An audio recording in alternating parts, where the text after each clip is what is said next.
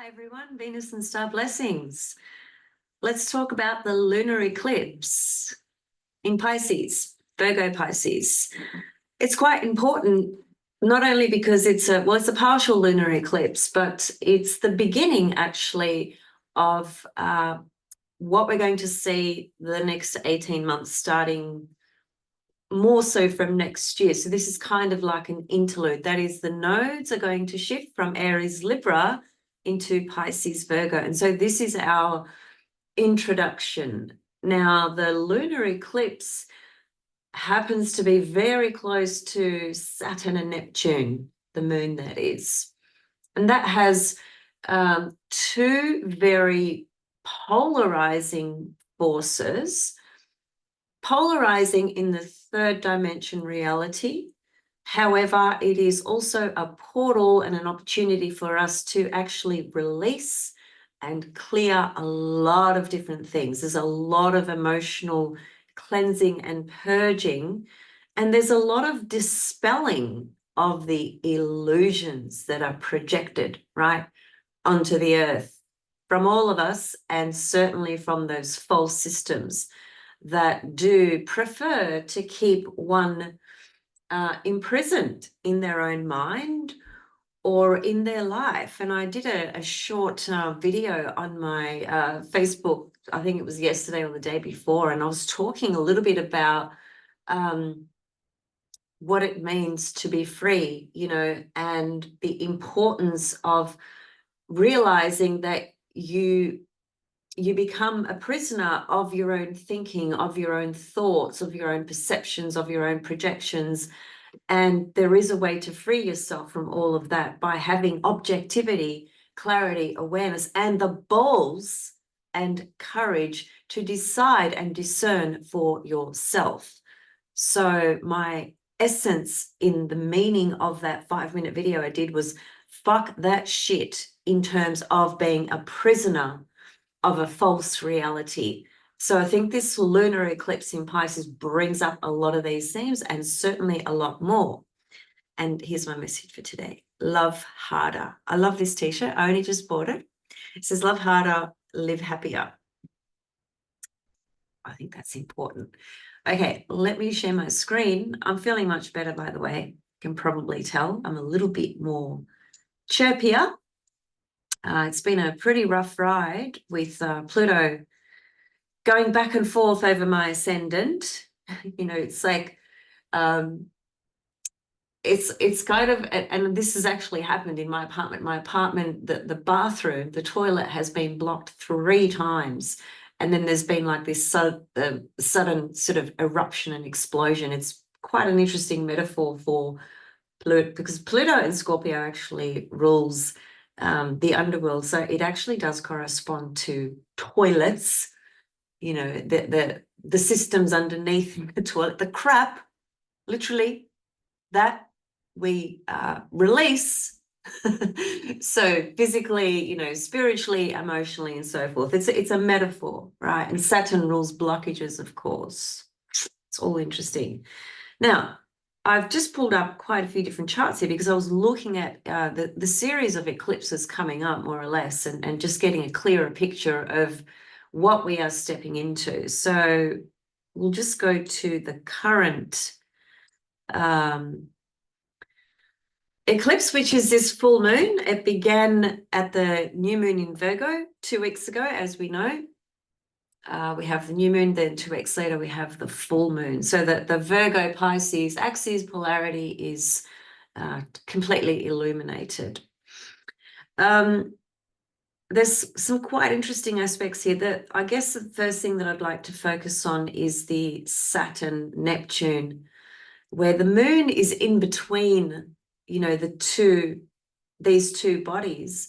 And like I was saying a moment ago, these are two, you know, polarized energies. One represents the conscious construct of this reality, the conditioning in our psychology, the psychological imprints that have been conditioned within us, which can come from past lives, it comes from this life, and so on and so forth. I mean, the ultimate, because Saturn is the master teacher. He's the task master. And I spoke about this briefly again on Facebook just the other day. I've learned to, over the past few years particularly, I've learned to work with Saturn in a way where I've become the Saturn. I've had to become the Saturn, integrate the Saturn in such a way to understand the deeper master lessons of love as well. I've had Saturn go over my ascendant, go over my moon. First it was in the 12th house, of course, you know, so when it comes over the ascendant, it's a brand new beginning. Now, many of you would have experienced this or are experiencing this. When Saturn comes over the ascendant, any planet really, but Saturn in particular, this is, you know, it's a brand new journey for you to integrate Saturn in such a healthy way where you basically develop healthier boundaries, the ability to say no, to know when enough is enough. And these issues are very strong for people who are night births, because when you are a night birth, Saturn is your more difficult planet, your greater malefic. So Saturn really teaches us so much.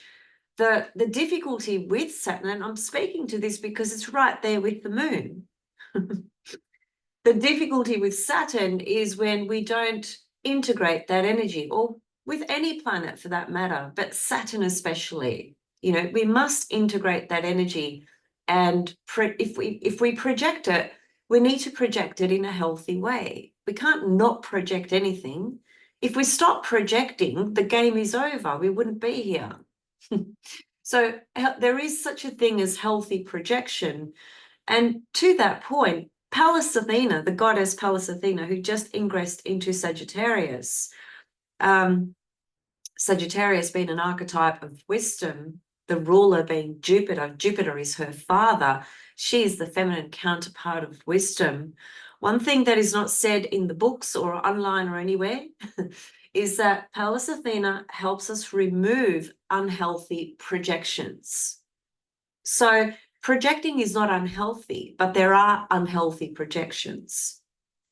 Now, with Saturn here to the moon and Neptune closer to the moon, there isn't a calling, if you like, or an asking, or things being revealed to us that show us where we need to be more realistic, for lack of a better word, more grounded, just being more responsible, you know, for everything that we are projecting and everything that we are seeing and everything that we are experiencing. Because the moment we project everything out there, you know, onto people, onto situations, etc., we just stand in a place of disempowerment, because then we've given over our power to everything around us. We've given our power of happiness, of self-empowerment, of self-fulfillment to the external circumstances. Because when we are projecting totally unconsciously and unhealthily out there, then we are saying, you out there are responsible for how I feel. It's because of you that I feel like this. It's because of you that my life sucks. It's because of you, X, Y, Z. There couldn't be a greater place of disempowerment than that position. So Saturn, even though he's a hard-ass teacher, the master teacher, it's always an opportunity to take that energy, to integrate it within, and to project in healthy ways by knowing your limits, by knowing your boundaries, by knowing when enough is enough, by cutting certain things over here, by limiting certain things over there, by making more concrete decisions. So this is a real cleansing, purifying portal, but it is also, it also has that Saturn edge to it, where it brings the ability to, I suppose, to have some discipline, you know, around everything that we are seeing. The Neptune factor, I think here can be extremely tricky for sure, because it can speak to further projection of illusions, or it can speak to at a more pure, higher level, which is very difficult because all the outer planets, the transpersonal planets, are much less in our control, right? So we have to find little moments or little glimpses or little pockets of opportunities to merge with those energies, right? As much as we can, because we can't totally embody that energy, especially Neptune. Neptune is the source, the ultimate source creation to all things, God, Goddess itself. So we can only grasp little glimpses and little moments of integration with that. But even that is great, right? So at that higher level, Neptune here can help us dissolve all those toxic illusions about ourselves and about others, and bring in the higher manifestation of Neptune, which is oneness, which is love, which is compassion, which is purity, spiritual alignment, soul alignment, alignment with the truth, the ultimate truth, because there are, as Krishnamurti said, truth is a pathless land. In other words, there are many truths. So the truth here is, again, our own truth. What resonates and vibrates with our own frequency, something that feels integral and aligned and truthful, and all truth to us, ourselves. It's not about what somebody tells you to perceive or see or think or feel. It's being in touch with that yourself and discerning and recognizing. That's the highest level of Neptune here. And the beauty of this is the ability to dissolve and dispel a lot of the illusions that we have held onto or have projected, whether that's in our personal life or whether that's on the biggest scale, on the stage of the world, relative to what we see and what we've believed, what we've been sucked into believing, and so forth. This is a pure dissolving. Neptune dissolves whatever it touches.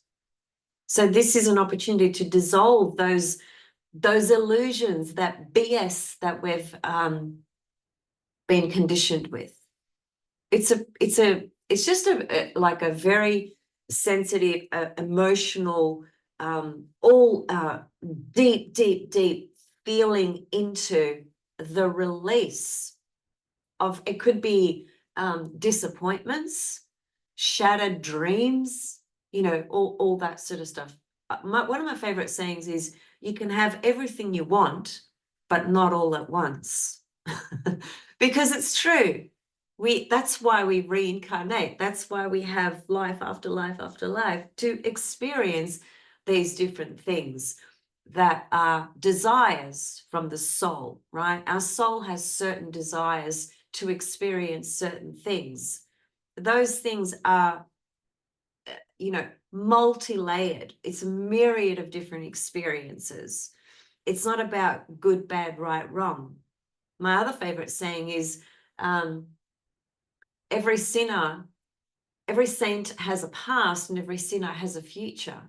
And that really just tells us that everyone experiences different things in life that we might perceive or define as good, bad, evil, or whatever, right? There is no right or wrong in that higher scheme. We are consciousness expressing itself, really, at the ultimate level. But getting back to the more immediate moment, this Neptune conjunct this lunar eclipse with Saturn close by is dispelling the illusions and taking responsibility, right, for our part in those projections, taking the responsibility, which is creating self-empowerment, because you become your own authority. You decide for yourself. You learn from your mistakes. You learn from what you have been misinterpreting or misjudging or projecting illusions. We learn from these experiences, right? This is a real learning curve here. And you know, what's a lunar eclipse? or what's a lunar eclipse? It's basically, well, eclipses always bring change in some kind of way. They open doors in order to release things. And this is a full moon. It's a full moon eclipse, right? And what do full moons do? They illuminate things. Now, I always like to add to that, they illuminate things for better or for worse in terms of how we might perceive things. But I guess that the key, even within that, is to be open, receptive, into seeing what appears and what is shown to you. What are you meant to be seeing from this? How can you learn from this? Saturn, learn, master teacher. So it is going to be a very sensitive portal, you know, very sensitive full moon. Full moons are always an energy that, you know, brings up a lot more sensitivity. And here we have a full moon in Pisces, you know, the ultimate sort of sensitivity, if you like. It can be the ultimate illusions, and with Neptune there, that just magnifies that to the hilt. But we've got Saturn there. I think it's actually awesome that we've got Saturn there. As difficult as Saturn can be, it can be the sobering jolt that we need in order to see things clearly. Saturn is what helps us see things clearly. That's why when you're born at night, Saturn is your greater malefic, because Saturn is a diurnal planet. It's a daytime planet. Saturn struggles in the nighttime because Saturn corresponds to form, structure, lines. In the nighttime, we do not see the form and the structure. We see other things. We see the nocturnal field. So the nocturnal field is just as powerful as the diurnal field, but it's a different field altogether.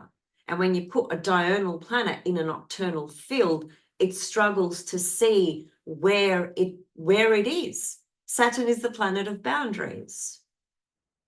So I think a lunar eclipse conjunct Neptune with Saturn there is actually very, very useful, because if Saturn wasn't there and it was just Neptune and the moon,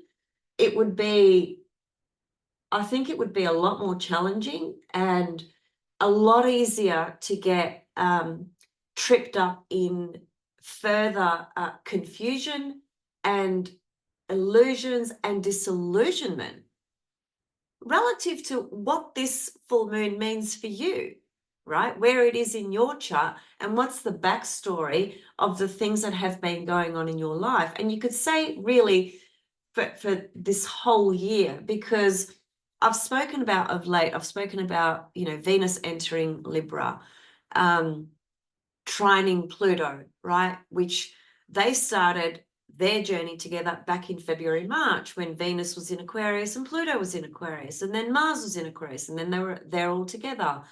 Then we had Venus aligning with Juno, South Node, Lilith, and they're all still there in the mix, but Venus has moved much further on. Now we have Mars in Cancer, and I've recently just uploaded a video on that as well, so I don't want to unpack all that again. I spoke about Mars in Cancer because Mars is going to go retrograde at the 6th degree of Leo, so it's going to be in Cancer until April next year. You know, this one thing I didn't mention, which I alluded to in different ways, but I'd like to make maybe a bit more of a distinction about it now, is Mars in Cancer, because it's going to square Chiron in Aries, and it is going to square the Sun in Libra when the Sun, you know, moves into Libra shortly. It's going to form that T-square. And Venus is, you know, she's just gone past the opposition to Chiron. So Chiron's a big player in the chapters of our life this year, especially because it's in the sign that the North Node has been in, you know, for the last 14 months, whatever it's been, right? So we've got a lot of opportunity to heal a lot of old patterns and old modes of operation, a lot of our own sense of identity, you know, in the scheme of relationships and relating, in the scheme of knowing and understanding our own sovereignty, identity, who we are, but also who we are in the world of relationships with others. That's what we've been doing with the nodes in Libra the last, 12, 13, 14 months, whatever it's been, right? So this Mars, coming up to squaring Chiron, it's really going to be in play until April next year, actually, because Mars is going to retrograde and go back, right? So this Mars square Chiron is, in play from now until pretty much April next year, talking to, and this is the point I wanted to make, speaking to the wounded masculine. Now, that can be the wounded masculine in a man or in a woman. I'll just kind of stick to the basic gender identity. No offense to anybody who is in a spectrum and who is somewhere in between. No disrespect to any of that, but I'm just trying to draw a distinction here, because wherever you are in a spectrum, whether you stand in just the simple male, female gender identity, the fact is that the masculine and feminine principles reside in all of us. It doesn't matter how we identify.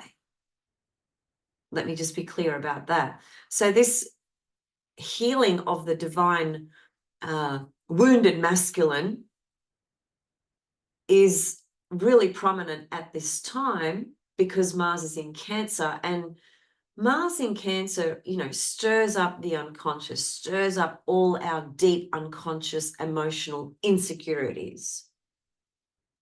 And squaring Chiron, it's going to make that that experience all the more volatile, right? All the more raw. And it is challenging for sure, I can't deny that. But it is also an opportunity for that masculine principle to be healed, right? To have a voice, essentially, because although things have changed dramatically, in the last, 50, 60 years maybe, or maybe even less than that. But the classical perception of a masculine man has led to this conditioned perception that men are weak when they express pain or emotion or sensitivity, or if they cry, that's not manly. That's been a very consensus reality held perspective, conditioned perspective that's been projected onto men. And it's absolutely ridiculous. Why can't a man feel what he feels, feel his pain, feel volatile, feel vulnerable, but yet still be masculine and strong? Of course, a man can be both. And of course, a woman can be both as well. So this is about, I think, dispelling some of the illusions and BS around that, and also creating a space and a field for the masculine principle within all of us and within men, right? To feel that they can express, the pain and sensitivity that they feel. Mars in Cancer, squaring Chiron. Not fearing to be really aligned and true and authentic with who you are, whether you're a man or woman or anything between, and to have the courage to express whatever it is you are feeling. And let me be clear, I'm not talking about displacing shit, right? That's how I started this talk. I was talking about not projecting our unhealthy projections onto whatever or whoever, because when we do that, we disempower ourselves. I'm just simply talking about giving ourselves permission to feel whatever the fuck we feel at any given moment, but having enough consciousness, enough objectivity, enough awareness of containing that in a healthy way. Like giving yourself an outlet, giving yourself permission to express it without displacing it. There's a big difference with feeling something and with feeling something and projecting and displacing it. Huge difference. One's over there, one's over there. So this Mars in Cancer, I think, brings up a lot of these themes, squaring Chiron particularly. And also Venus, as I said, she's just gone past the opposition to Chiron. So all the relationship complexities and dynamics that have been occurring this year, which there's been many of them in many different ways, and there's been many different little chapters, because as I said, it all started with Venus, Pluto and Mars all in Aquarius, and then subsequently Venus has moved on, Mars has moved on, and there's been these little pockets and opportunities of intense passages, much smoother passages. It's been a mixed bag. It always is. Nothing is black and white. So Venus opposite Chiron in this, I want to say really in these last couple of weeks, because Venus has been up there with Lilith, South Node, Juno, right? And her last sort of aspect, let me see. Well, she will form a quincunx to Neptune, so it's not her last aspect. Her last aspect will be the quincunx to Neptune, but the opposition to Chiron has been connected to Venus in Libra, conjunct all these bodies up here, which has been trying to rebalance things in relationships, rebalance ourselves in the mirror of relationships, in all of our relationships. So there's been some real karmic challenges and clearing going on here. It's about restoring some sort of balance and harmony in our life, in all of our relationships. And the opposition to Chiron, which would have happened yesterday, could have brought up something quite deep in the backstory of what's been happening throughout of 2024 in the world of relationships. Now, that could have been, or could be, because Venus is still in the zone there, it can be realizing how much more healing you need, whether you've separated with somebody or are separating with somebody, or have just been working on, I suppose, issues in your life, because this is not just about personal relationships. Venus speaks to whomever we love. Could be your pet, for instance. It's Venus is love. Love is not defined by an object or one single person. Love is love is love is love. Whatever you love, whoever you love, you love. So Venus is always the principle of love. And Neptune is that higher octave of Venus, the ultimate, right? So the opposition to Chiron can be a greater realization of what's been playing out with all the different chapters throughout this year in the lessons of love, in the lessons of relationships, in the lessons of how you are in relation, how you relate to others. In any case, it's not an easy aspect, Venus opposite Chiron. It can be deeply painful. But because it's happening in the alignment of the lunar eclipse, it's a big release point. It's kind of like you've gone through the trenches, if you like, perhaps. I know many who have, on a relationship scheme of things, right?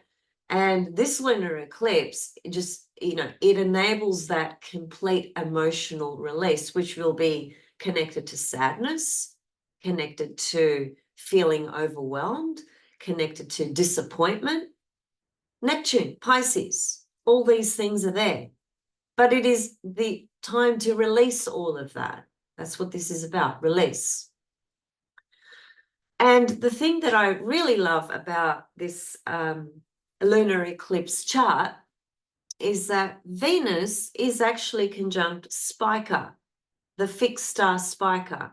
Spica is one of the most fortunate stars. Do not underestimate her power. She sits in the Virgo constellation. Now, the Virgo constellation, I think it's the biggest constellation, or one of, or the biggest one, I think, actually. So it's got many stars in it, in other words, the constellation Virgo, when you look at it in the sky. And when you look at this priestess, the Virgin, the Virgo constellation, her let me think, it's her left arm, actually, in her hand. That's where Spica sits, just in the region of her hand where she's giving. So she's a priestess, goddess, divinity of harvest, of giving, the fixed star Spica in the constellation of Virgo. She corresponds to ultimate protection, ultimate spiritual protection, ultimate spiritual insight, wisdom, and gifts, and basically good fortune, without having to try to make it happen. That's the beauty of Spica. And I can tell you that this is not theory. I live this because I've got Spica right on my midheaven in my birth chart. And I've been, you know, in this extraordinary journey we call life, where there's highs and lows and sideways and backwards and forwards and whatever, right? Everything is in the bag, in the cosmic soup mix. All of us have had different experiences and will continue to. But in some of the most darkest moments, or, you know, the biggest curveballs that the universe has kind of dealt me, if you like, and so forth, Spica has always protected me in some pretty hairy situations, I assure you. Quite apart from the protection factor, she's also gifted me with the insight, wisdom of the stars, of the sky, of the divine source creation to all things, to have that connection, that ability to understand in the way that I do, and to share it with the world. My Venus star point is in my 10th house. Your Venus star point is what the goddess imprinted you with to give to the world. It's a gift. Venus rules gifts. The Venus star point is what you were imprinted with from a gift perspective, and how you are going to give that to the world. So that's why I, you know, am a public astrologer, if you like. That's why I give what I do. Spica's on my midheaven, Venus star point in my 10th house. I'm aligned with my soul's mission, thank God, you know. So Spica, this is tropical zodiac. She's at 23 Libra, right? So you may have Venus at 23 Libra in your birth chart, which means, you know, you got Spica there for your whole life. What a freaking blessing and gift that would be. You may have 23 Libra on one of your angles in the chart. If you do, that area, that zone is blessed by Spica. Trust me, I assure you, this fixed star, do not underestimate it. It is one of the most fortunate, primarily because a lot of the stars have a lot of downsides to them, or a lot of dark stuff about them, right? They really do. For example, in the constellation of Pisces, there are some really, really, for lack of a better word, evil stars in the two fish at some points. And I always wondered to myself, like years and years ago, because I tend to look at a lot of different charts of different famous people, and I've always been very intrigued and interested in serial killers, for instance, right? You know, it's always, you know, what am I trying to say? It intrigues me. People's behavior intrigues me. My Venus star point is in Scorpio, so I like to understand the depth the absolute depth of anything that I'm examining, doesn't matter what it is. So serial killers are a fascinating breed to me, always have been. And there's quite a few of them that are Pisces, or were a Pisces, because some of them are dead now. Or have a lot of planets in Pisces, or have their moon in Pisces. And Pisces is not the sign that you immediately would associate with a serial killer. Not at all. And I always thought to myself, what the fuck is going on here? How does Pisces have the capacity to create such severe evilness? And it's because of the stars, specific stars in the constellation of Pisces, not Pisces itself. So when I discovered that, you know, it left me satisfied that I had a greater understanding of why certain signs will express and manifest in the way that they do. And it also led me to further studying and researching and paying more attention to the fixed stars. They are freaking powerful, but that they are complex, and it's very complex to interpret them in people's charts. For example, many people will have Regulus, the fixed star that's known for fame and royalty and, you know, the ultimate sort of high and whatever. It has a downside to it too, though, but it is a star that brings that sort of fame and so forth, right? How many people in the world do you think have Regulus conjunct a personal planet or maybe an angle in their chart? There'd be millions. Are they all famous? Are they all from royalty? No. So that shows us just how complex it is to interpret the fixed stars as well. It's not black and white. We're a little bit off track there. You're still with me, thank you.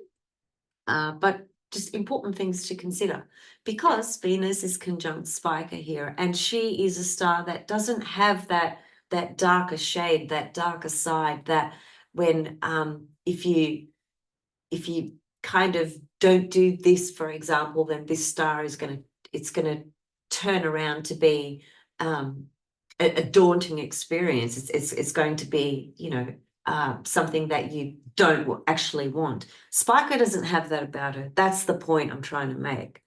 She's just really a source of fortune, ultimate spiritual protection and wisdom.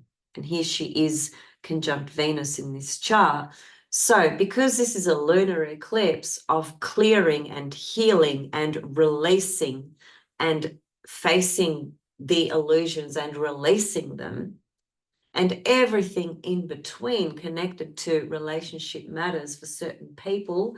For other people, it might be more matters around their own personal value system and how they value themselves, Venus, what they value in this life, and so on and so forth. Self-worth and self-value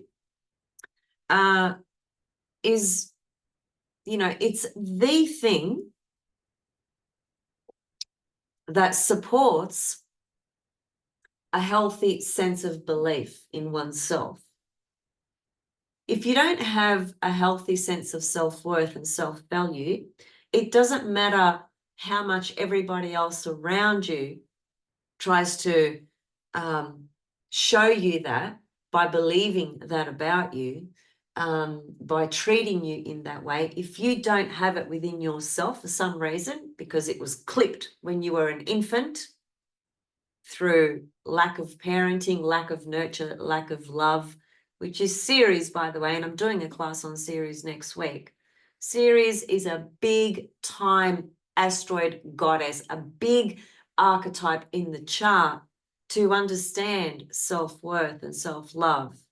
If something's gone wrong with that, it is, you know, inevitably going to be a theme in a person's life that can only be healed when the person understands and has enough awareness to recognize it and see it and ultimately work through it and heal it, right?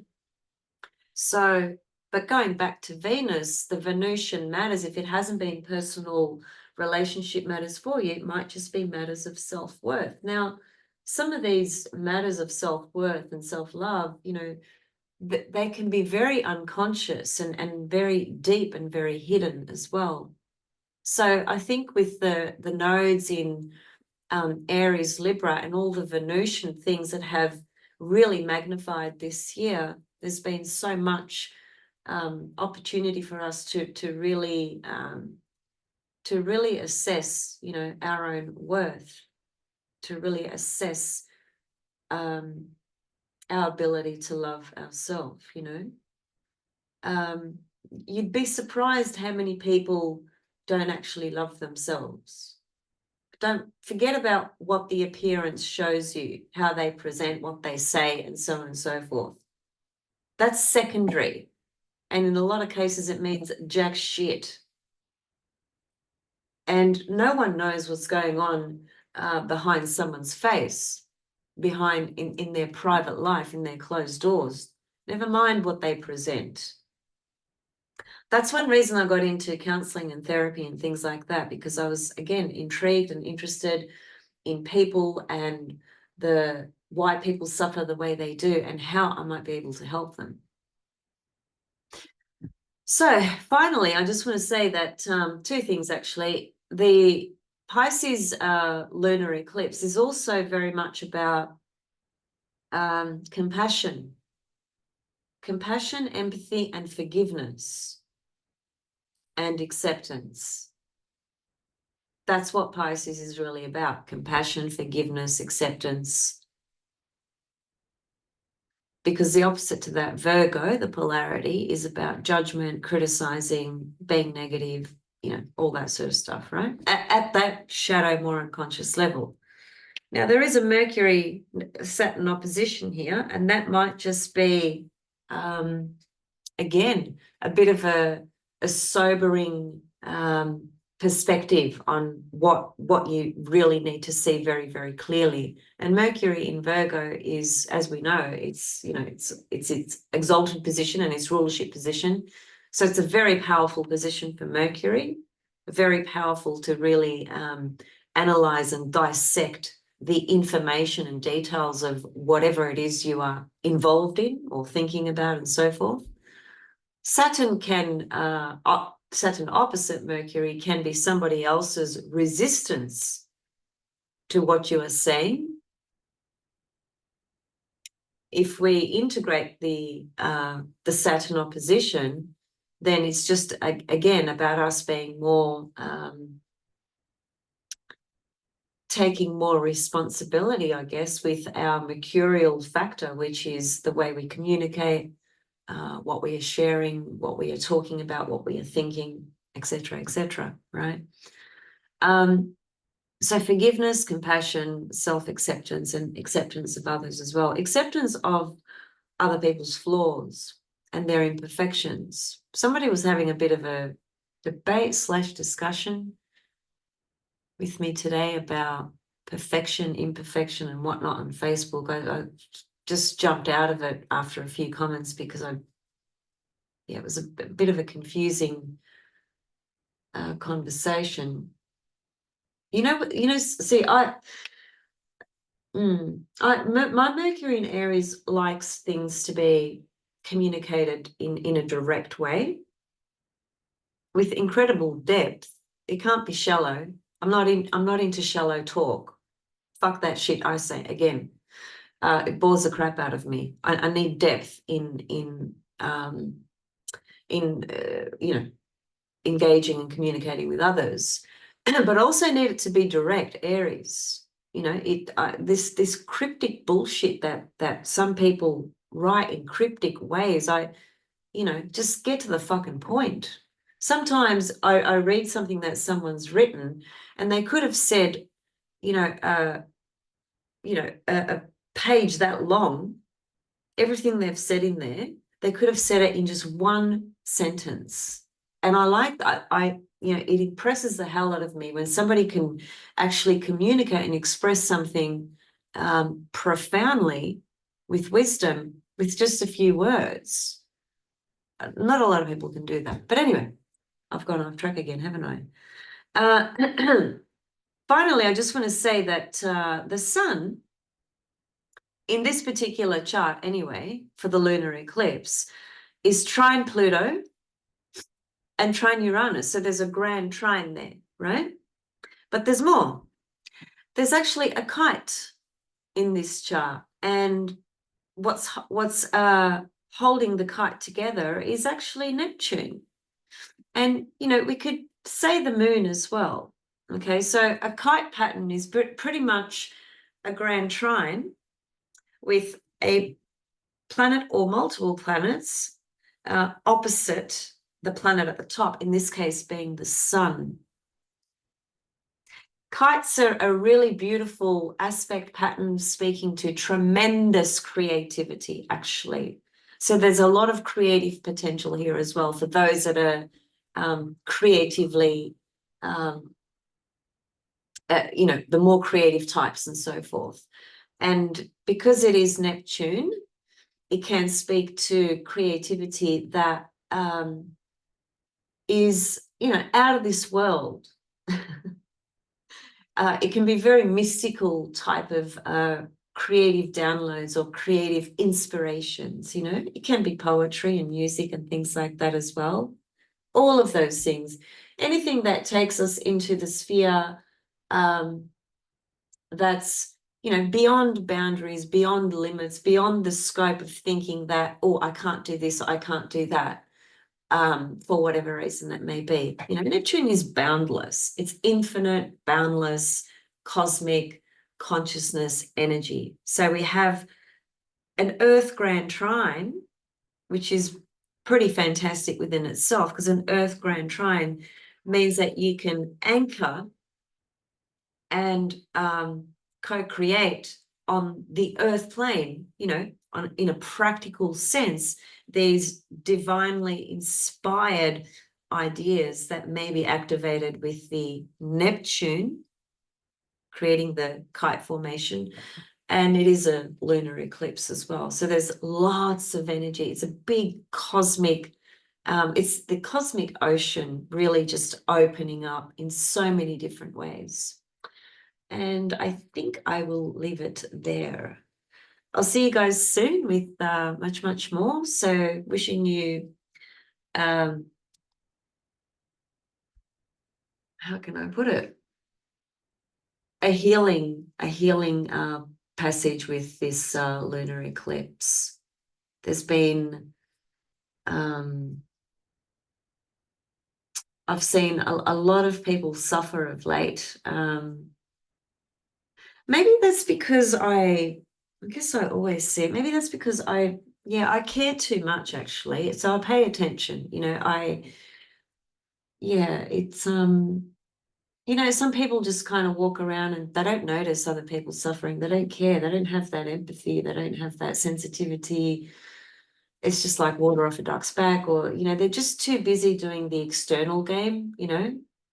So everyone's different. I'm not saying that being like that is bad or wrong. Everyone's different. I guess for me, I'm just more of you know, an empath, a sensitive person who really notices, yeah, the pain and suffering that people go through. And that's Venus in Pisces, you know, too much empathy. Series class next week. If you want to join that, you're welcome to, or if you want to get the recording, you can do that as well. I've got a third course coming up. It'll be later this year.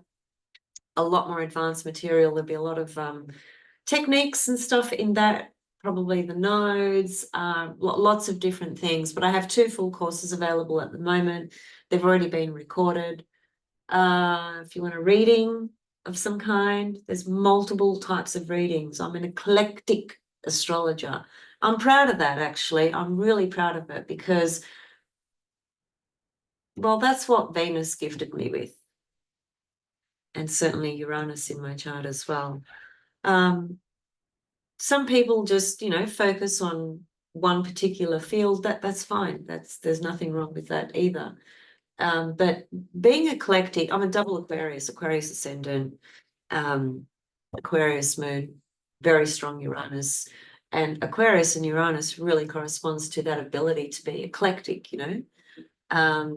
And it's a gift I'm eternally grateful for. So what I'm getting at is with my readings, even within the scope of that, I have a very eclectic approach, but I always try and tune into what it is you need. With my eclectic approach, I'll bring that into what it is you need, right? See you soon. Much love and Pisces blessings. I hope that the tears that may be shed, the feelings that rise, soothe your soul and release, help you release. That would be the greatest gift out of this eclipse. See you soon.